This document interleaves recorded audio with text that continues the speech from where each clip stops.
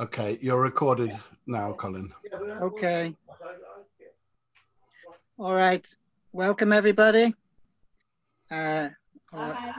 Hello. I don't know how many of you are out there, but lovely to have you all. I think most of you were here yesterday. We started the Hebrew alphabet, and we got halfway through. So we started with the first word, shalom. And just to demonstrate how the Hebrew reads from right to left and not left to right as we're used to. So that takes a little while for your mind to get used to reading and writing in the opposite direction. Here we looked at the Hebrew alphabet yesterday, and we have covered the first half of it. Now today, hopefully we'll cover this second half of the alphabet, okay? We looked at the block letters, which is like you would read them in the Bible in the red. And then if you look very close in the little circles, there's little handwritten letters. And we're covering these little handwritten letters because it's basically easier for us to write than to be a calligrapher and write like a scribe. So that's why the Jewish people decided to make cursive language, and they can write letters in modern Hebrew.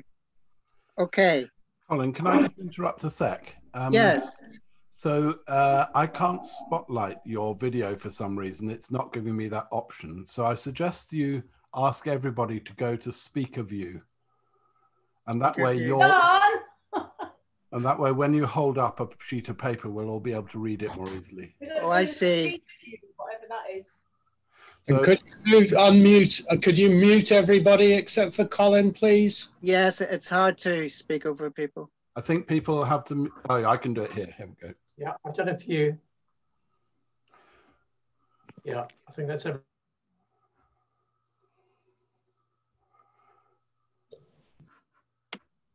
I've unmuted myself. Okay. If there's time, people can ask questions at the end, you know. Okay. So we're looking at these block letters first. This is halfway through the alphabet now, so we're starting on the letter M. M is called mem.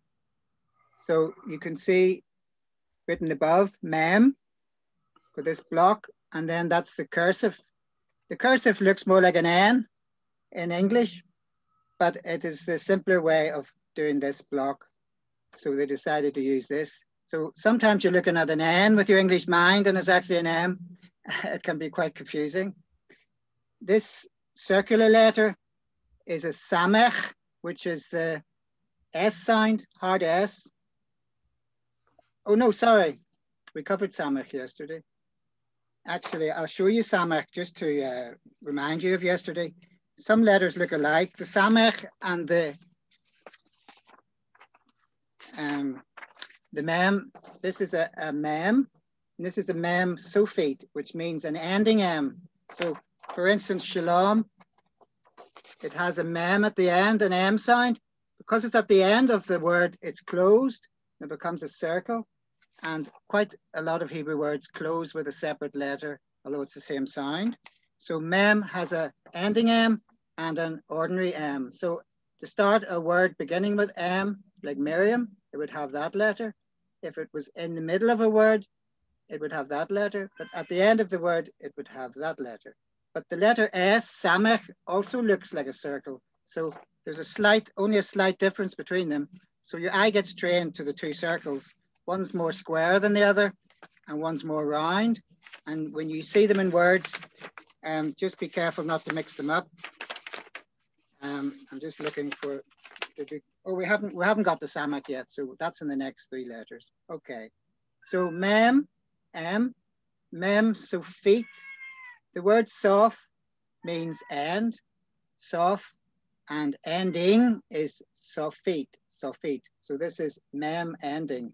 Mem sofit, followed by nun, block letter, and it looks like a back to front L in cursive. Nun, which is the same surname as Yehoshua ben Nun, Joshua son of Nun. is properly pronounced noon, not none. Because my grandmother used to joke how Joshua could have been a son of a nun. But, and then your noon at the end, noon sufit is the ending N. So it looks a little bit like a back to front L when it's at the beginning of a word, and at the end of a word, it's got the N long. So if you were to write noon, N-U-N, it would start with N, then you would have the U, and then it would finish with the ending N. So there's only about 6 letters have endings, but just to be watchful of that. Okay, we'll try to write these up on the board. I'll show you first the lettering there. You can see the N shape. Now we would write that in English like that, but because we're writing in Hebrew the other direction, we've got to write the N backwards in the other direction. Whatever you do, don't write it in the English direction, or you'll end up writing on top of yourself. So you have to get used to, that's why I'll put arrows up on the board to help you. And then it's just a matter of copying them down in lines. You can do that at home. But as long as you have a good copy of that and the arrows, you can practice as much as you like at home on it. You can also look up charts like this on the internet and in good Hebrew websites. Now, the mem, the M sufit, isn't actually fully circular. It looks a little bit like a P with a short staff, and it's not fully circular. Otherwise, you couldn't determine between a samek and a mem sufit. So we'll write that up on the board as well. Then you have the noon, Yeshua ben noon, and you have the N sound. Again, if we had an L, it'd be pointing that way. We're going in this direction, and you follow the arrows. And then the N sound, very simple, one long straight line, goes beneath the line if you were writing on lined paper. The other letters we covered yesterday were lines with the small yud, which was the Y or I sound. It was just like a comma. And then the full length was the Vav, which was a V. And then this is the N ending, which is longer. So you have 3 stick letters, one short yud, one long Vav, and one very long nun sufit. Okay, let's try putting them up on the board.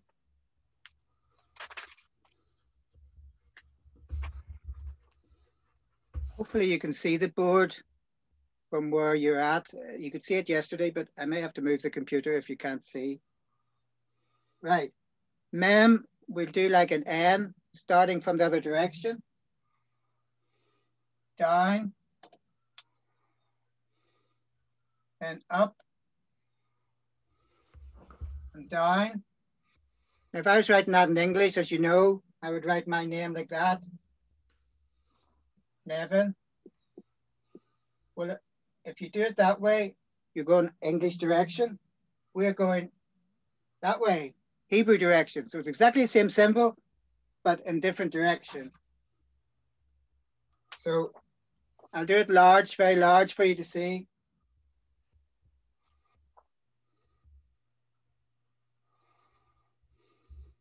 So if I write the arrows, down, up, and down. Okay, so you're writing, always writing from right to left. And after a while, you get used to writing in that direction. So all you do is simply follow the direction again and again and again. Just like, as I said yesterday, like writing lines. If you were in school and you were held in detention, you used to write lines as a schoolboy. So you put noon, noon, noon, noon. See, I've done it wrong. You see how my brain works? It takes me a while for your brain to get used to the direction. And it helps to say it as well, noon, noon, noon, noon, noon, because you're actually getting used to the sound of the letter. You need to know the name of the letter. Noon, noon, noon, noon.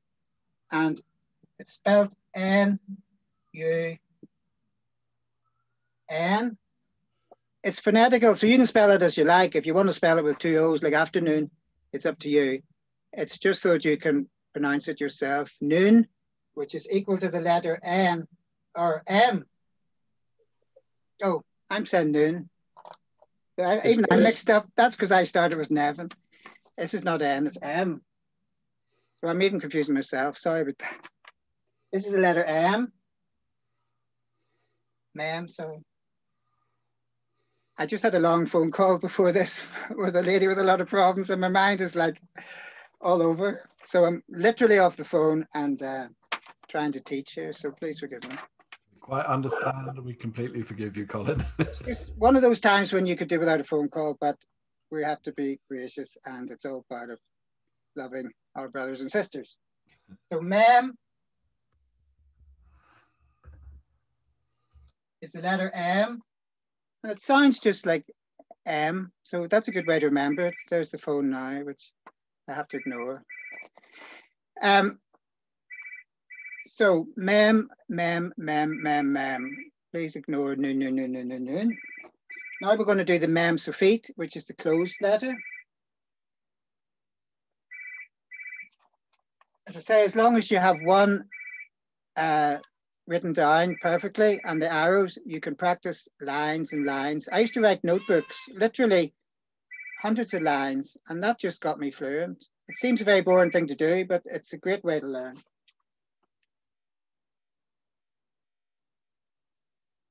I don't know how to turn off my landline. That's why it's ringing. Okay, let's do the mem suffix. It's a bit, looks like a little P.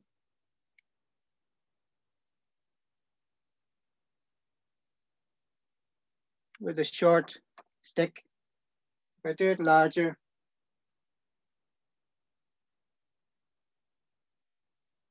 you start at the top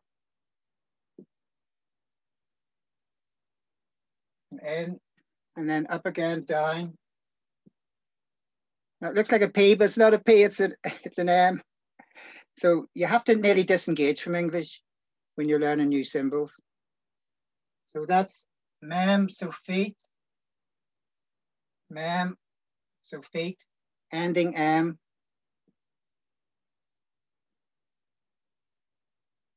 Mem suffix. You'll soon get your own style. Some people do it a bit longer, some people do it quite short. It's your own handwriting at the end of the day.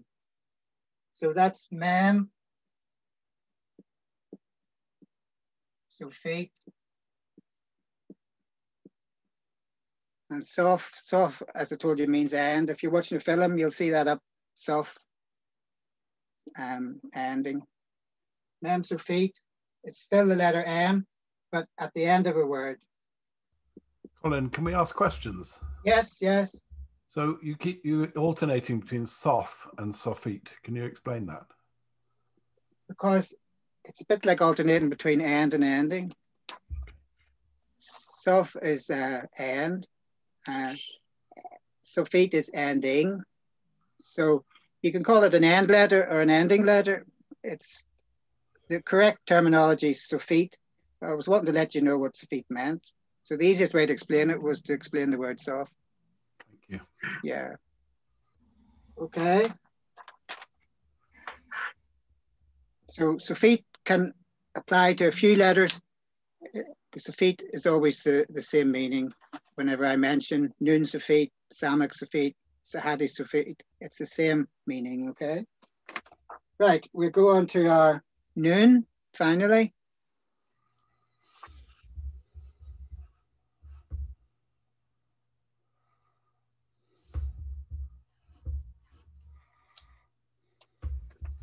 Right, this is like a letter L, back to front.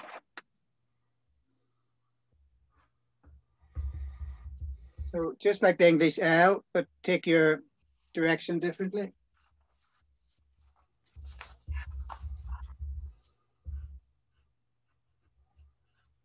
That's noon for the beginning or the middle of a word. Letter N, noon, noon, noon, noon, noon. noon, noon, noon, noon. Only good way is practice.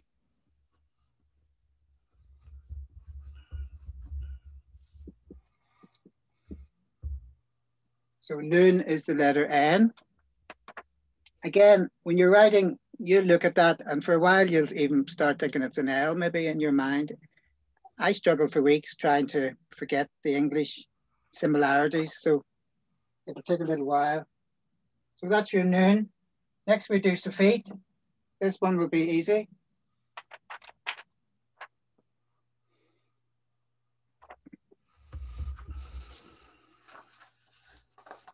One straight line. Now, if that was lined paper, you would have it like that, just going beneath the line. So one big line. Direction down. Noon Safit, noon Safit, noon Safit.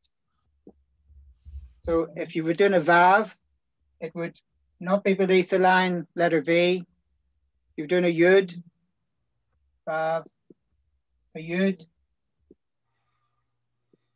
would be just like a comma. So they're the three lines you will see in Hebrew. And as we said yesterday, if it's got a dot on top, it can change to an O rather than a V. And if it's got a dot on the side, it can change to a U, like Yeshua. Okay. So, noon, Safit, and that's N, ending.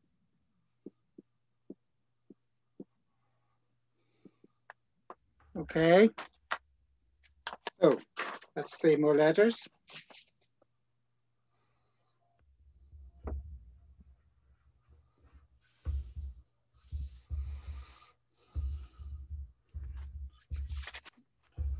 Now we come to our S sign, the one I mentioned, looks like a circle. You can see this looks like a Mem Safit, but you see they didn't do it, they sort of rounded that off. You'll get it in different print, you'll get different styles of Hebrew as well, but generally the Samek is more round and the Mem Safit is usually a little bit more square. It's the only way I can help you with recognizing it. So Samech, and there's it in a cursive, just a little circle, quite easy. And then we have next to it Ayin. Ayin is the guttural A. It's a silent vowel, can be E, A, E, I, O, U. But for Emmanuel, it starts with Ayin, Im. But it's very guttural. Aleph, the first silent letter A, is more A, more flat. And this is more down your throat, so you can choke saying it. If you hear Arab news broadcasts, it's for the ayings, because the Arabs begin with ayin, Arab. So this is aying, your eye, and it's a little, just a little, kind of like a little bundle, like a little bag of gold, I call it. Whatever you see in your mind. Next, you have like a Swiss roll. This is like a P, pay. Pay, again in Hebrew is your mouth. Shut your pay. And in cursive, it's just a little, I don't know what they call them in computer print, but it's a little, in Hebrew, they call it strudel.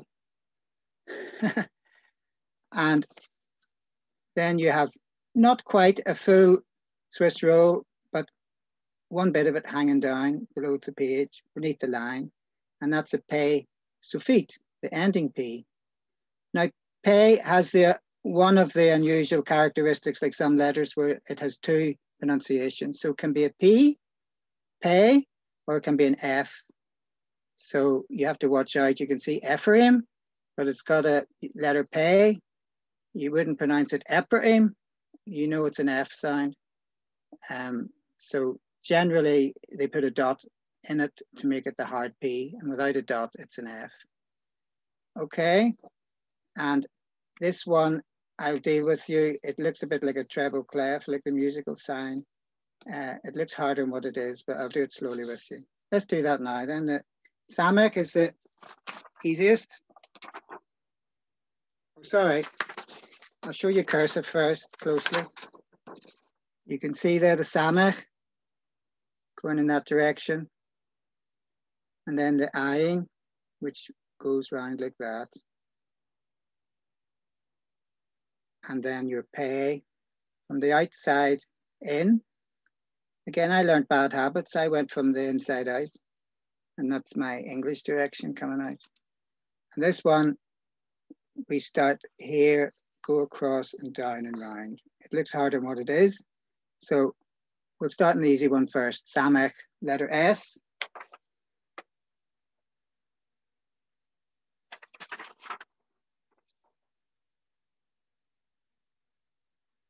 Okay, simple. Looks like a letter O.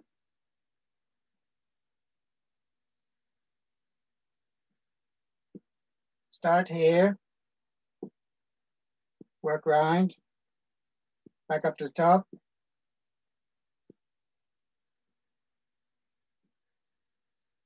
Start there. Work round. Up to the top. So Samach, Samach, Samach. You get to use some of your good Hebrew guttural sounds there, the letter Samach. So write that up. Samach.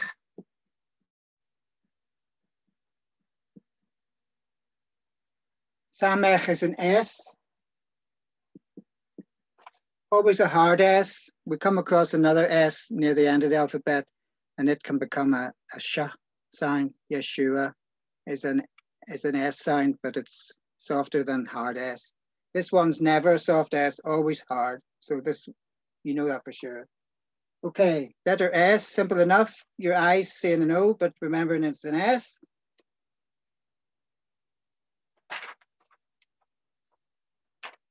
Then we go on to eyeing. You can watch with your eyeing, your eye. Now, start just a diagonal down, round, and then back up.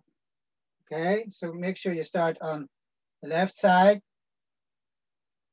round, and up to the right side. So start here, work round,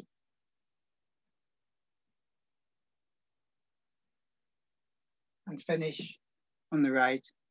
So just practice that. Left, diagonally, round, and up to the right. Just like a little verse.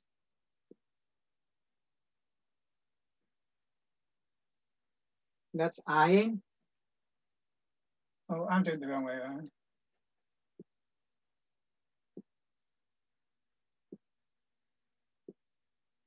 Eyeing.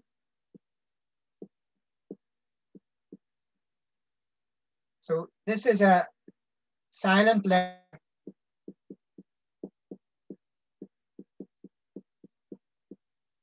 Can be any vowel.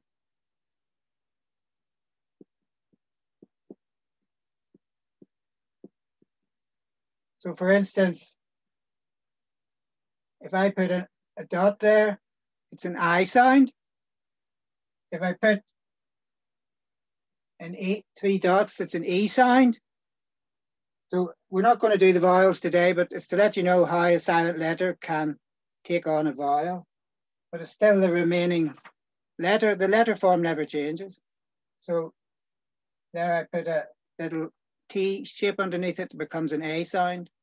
So in other words, one letter can be pronounced several ways. And when you're reading the Hebrew, you see the same block letter, but depending on the letters around it, you know how it's pronounced. So you sort of take it in context. Okay. Next, we go on to our P sound.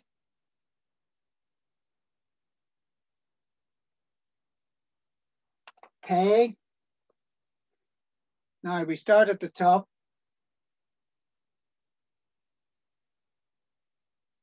And work into the center.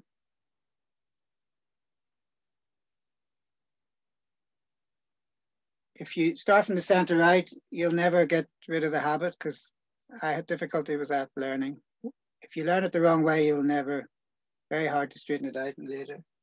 So from the top, round, and finish in the middle. So just practice a few Swiss rolls.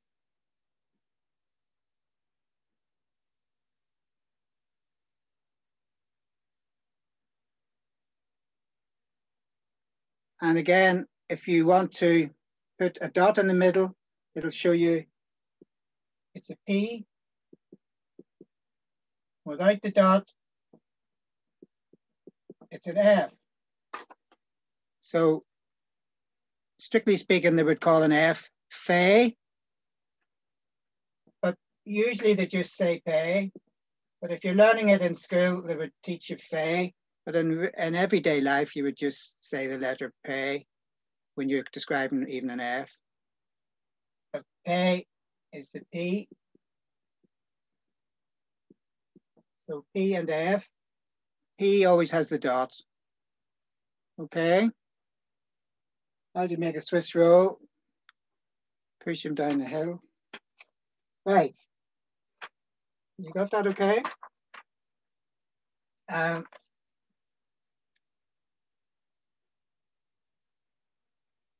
If I'm going too fast, somebody let me know.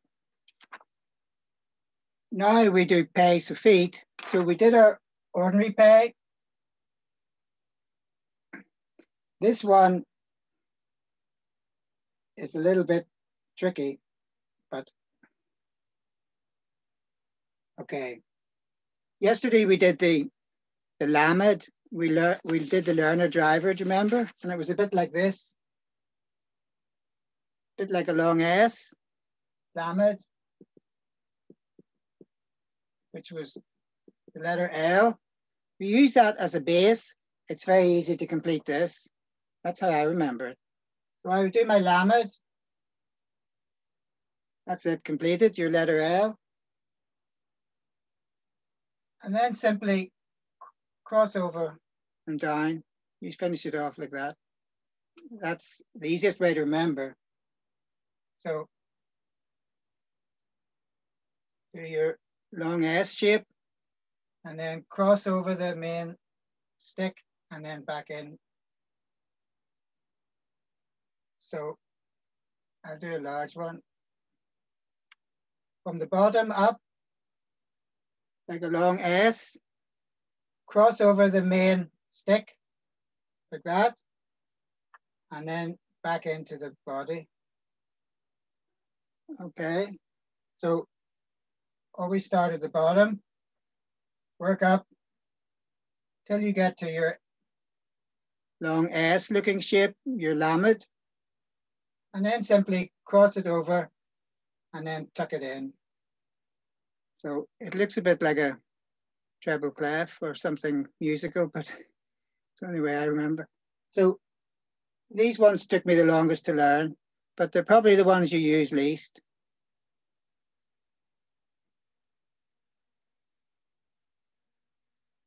So that is pay so feet. That's pay. And that's pay so feet. And although it's always an F sound at the end of a word, they still call it pay so feet. They don't call it fey so feet for some reason. Now, for instance, chef would end with F. If I was to write chef, it would be like that. But if I want to write shop, it would be like that. You have a P at the end with a dot. So you can't use the pay so feet as a P sound. That's breaking Hebrew grammar. That's a modern word. So you only see P's at the end when they're using English words. They're using Hebrew words, it's always an F sound at the end, okay? Right. Hopefully that one, you need to practice that one a little bit.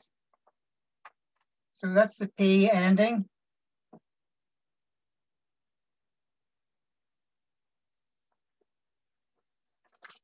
Okay, we're doing well. Now we move on to another new sound for us. This is always an exciting one, teaching the new sounds. So we have sounds they don't use and they have sounds we don't use. So Tizadi is this kind of Y. It looks like a Y with a line at the bottom. And it's called Tizadi. Now it's a T, it's a TZ sound or TS, like pizza. So we don't have it in English, but we have it in borrowed words. So TZ and Tizadi, Tizadi. Okay, and it's written like a big letter 3, quite tall. It sits a little bit above the line, but it's easy to do. Again, it's just trying to get a symbol that would make this symbol easier to write in handwriting. So sometimes they can't stick to the original. Now the Tizadi at the end of a word slightly changes. It's almost like a Y again, but it goes down beneath the line. So again, rather than writing the block, they try to do the same thing with that L shape. Instead of going down and in, it just goes up. So it's simple enough. And that is your Tizadi Sufit. So that would be at the end of a word like kibbutz. Kibbutz would have that at the end, but pizza would have that in the middle. So with the same sound. Followed thirdly by the letter kuf or kof, depending on, you get variations in pronunciation between different Jewish people. The Ashkenazi Jews and the Sfaradim, they pronounce things differently. Some will say Shabbat and some will say Shabbos because they're using Yiddish. And also the letter kuf, they'll say kuf or they'll say kof. So I tend, well, I alternate really, but I think I've written it there as kof. Kof is the easiest. And again, it's like an R shape almost with a little diagonal or straight line down. And there you can see this curved line and a line down. And that's the letter K, hard K, never any change, never any gutturals, just K, K. So let's try the Tizadi then.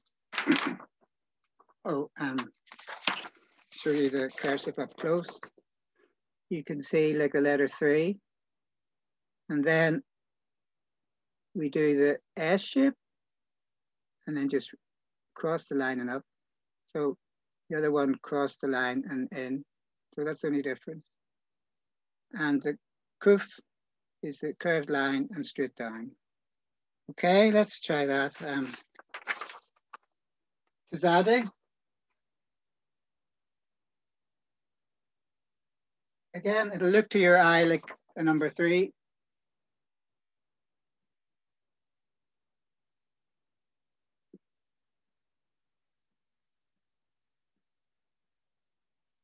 Just from the top, round and down. That's like the letter Kaf, like a back to front C, and then just repeat the same underneath. Now, if I was doing it on a line, it would just sort of sit above, just a little bit above usually. But even if you wrote it in the line, it would still be recognizable to a Hebrew reader, you know. So, Tizadi, Tizadi, Tizadi.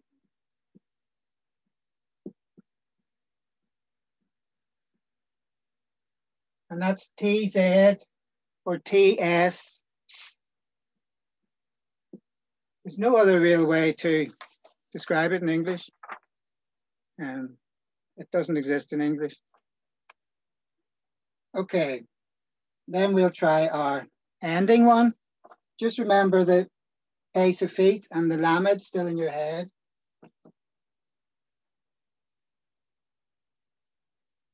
So let's go to the basic S, long S shape again.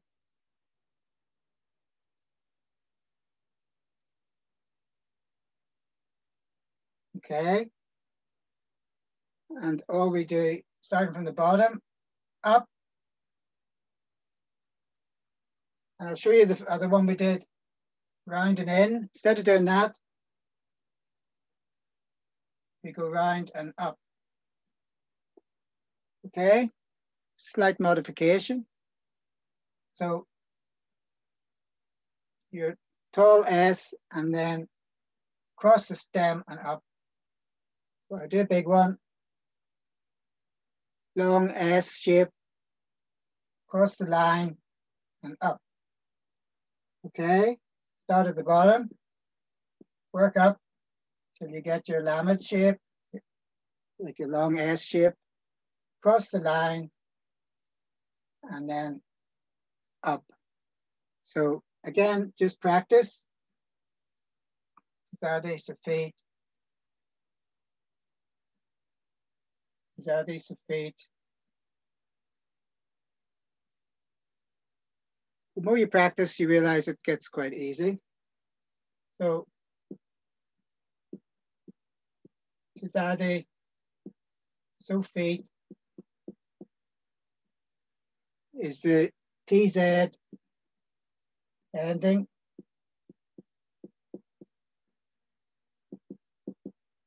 Okay, as I said, kibbutz is a good example. You see the word kibbutz, it'd be kibbutz. Your vav, got a U. Your B, it's got a dot. We haven't done the Y yet. Okay, and if you write pizza, you use your Swiss roll and your tizadi, and then your AH sound, hey. So pizza, pizza. So that's TZ, TZ. So one's in the middle, one's at the end. Kibbutz, pizza. Okay, so you've got both letters. Can you see that okay? Is it too far down the board? Okay, so in other words, your ending and your middle are employed for the same sound. Okay, let's move on to letter K, letter Kof.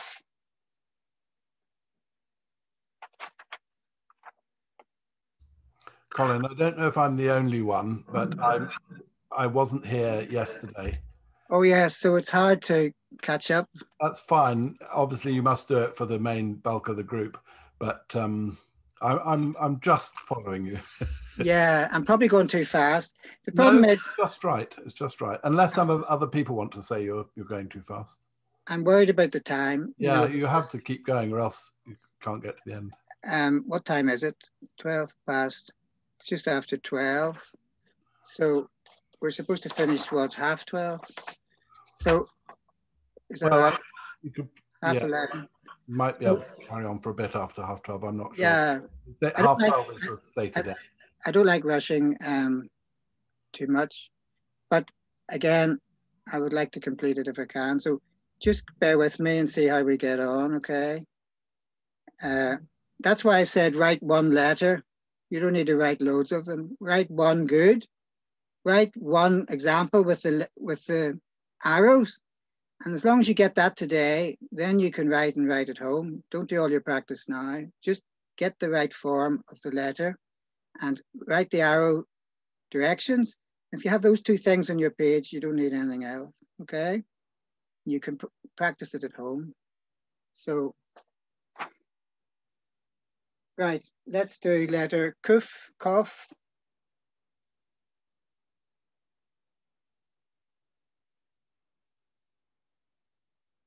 Just a curved line. That looks, we're going to cover another letter called the R letter, Resh. It looks very like a Resh. The only thing is yesterday we did this H sound, which was hey, soft H. So you get the same curved line. Then we covered the hard H, which was and the line was closed. So you get the same, a lot of the same structure.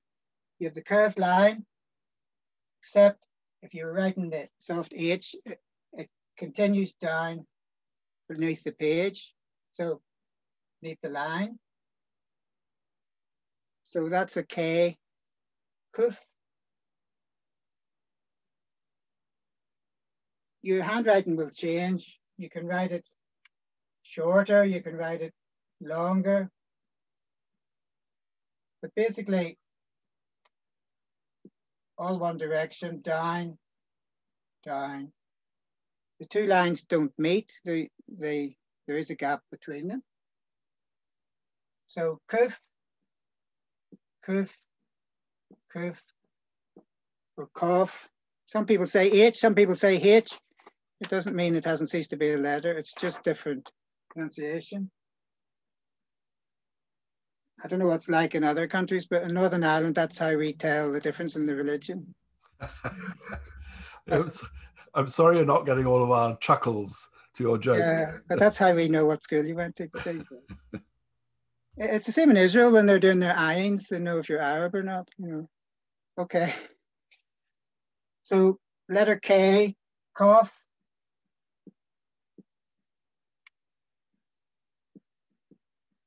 Well, as long as you're chuckling, because you don't want to be teaching where it's too sort of hard work, you know. I'm sure there's a lot of chuckling going on. Well, the first class I did in Ireland, we did it for a year, and it was Valentine's Day, so I had to tell everybody to say how they love each other. We had a lot of fun because in Hebrew it's conjugated, so you can't tell a woman you love her the same way as you can tell a man. So this man told his wife that he loved her in the same way that you'd say it to a man. It was really funny. So you can have a lot of fun in learning, you know. Right.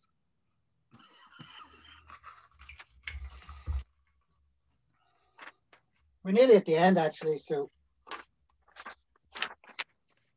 3 more letters and we're done, guys. Yay!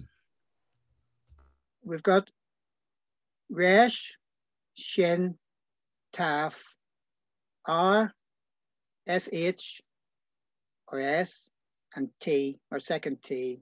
That actually spells a word, Reshet. Reshet is a net. The fishermen work with nets, network. Okay, so Resh is just like the kuf, that curved, nothing else attached. The samek, or the shin, which is the second S, we have the samek, which is a circle. This one looks a bit like a W here, or like an E on its back. And to do, it's like an E, it's like a small E, like what we would say in English E, but you're writing it in the opposite direction, okay? But it doesn't look anything like the block in some cases. The taf, as you can see, the T looks very like it. With a little, it's really like the chet with a little tail on the side.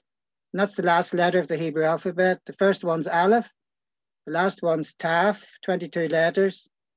Yeshua said in Revelation, Ani ha-Aleph ha-Taf. I am the Aleph and the Taf. In Greek, they said Alpha and Omega, but actually the Jews would have known it as Aleph and Taf, the first and the last. So we'll do Resh together.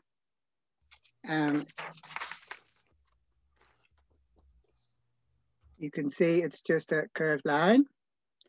Then your E shape starts at the bottom and works in, not the way in English, you'd normally write it that way. So we'll show that on the board. And then your Taf, same curved line that takes up many of the letters, straight down, and then a little foot. That's your R sound, SH or S, depending if there's a dot on one side or the other, and a T, and then we're at the end of the alphabet. So let's try that. Resh, which comes from the word Rosh, your head.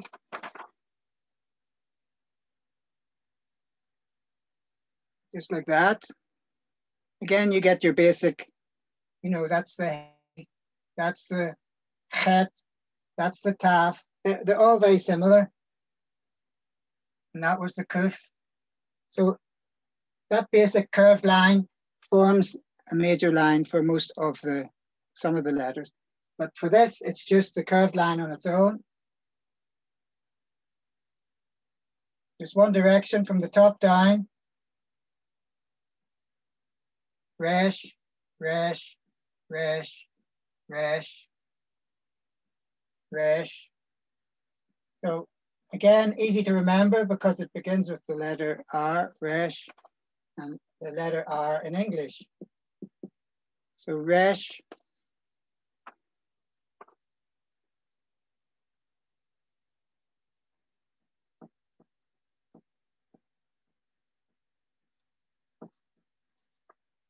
Now we'll do our shin. Again, it looks like a W or E on its back. So in printed, it would look like this.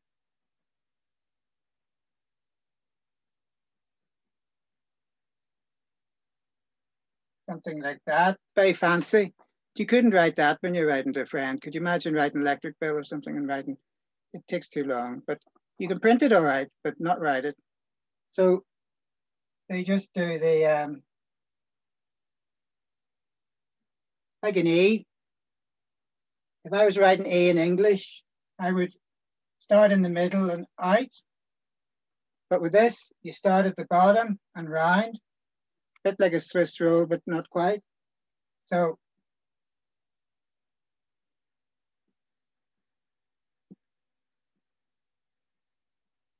you really have to forget it's an E. You're doing the same shape, not in the same direction. You start doing like an English E, you'll not be able to write smoothly.